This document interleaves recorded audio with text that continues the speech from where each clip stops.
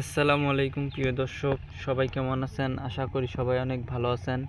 এই যে বন্ধুরা, আপনারা ভিডিওতে ফুলকপিটা দেখতে পাচ্ছেন, এই ফুলকপিগুলো কিন্তু আমরা নিজেরাই চাষ করে থাকি। আপনারাও কিন্তু চাইলে চাষ করতে পারেন।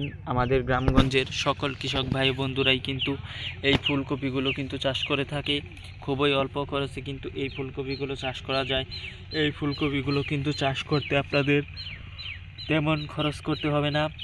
যদি আপনারা সঠিক নিয়মে এই ফুলকপির বীজগুলো থেকে আপনারা চারা তৈরি করে নিয়ে রোপণ করতে পারেন, তাহলে কিন্তু আপনারা এই ফুলকপি চাষ করে কিন্তু খুবই লাভবান হতে পারেন। বন্ধুরা, এই যে ফুলকপিগুলো দেখতে পাচ্ছেন, এগুলো হচ্ছে হাইব্রিড জাতের ফুলকপি। এই হাইব্রিড জাতের ফুলকপিগুলো কিন্তু খুবই অল্প খরচে কিন্তু চাষ করা যায়। খুবই অল্প খরচে এই হাইব্রিড জাতের ফুলকপিগুলো চাষ করার জন্য কিন্তু আপনাদের নিজেদেরই কিন্তু এই ফুলকপির বীজগুলো থেকে কিন্তু চারা তৈরি করে নিতে হবে। চারা তৈরি করে নেওয়ার পর কিন্তু আপনারা আপনাদের এই জমিতে কিন্তু আপনারা এই ফুলকপির বীজগুলো কিন্তু আপনারা কি করবেন বন্ধুরা, আপনারা ভালো করে জমিটা চাষ করে নেওয়ার পর কিন্তু আপনারা আপনাদের জমিতে এই ফুলকপির বীজগুলো কিন্তু রোপণ করে দিবেন। রোপণ করে দিলেই কিন্তু আপনাদের কাজ হয়ে যাবে।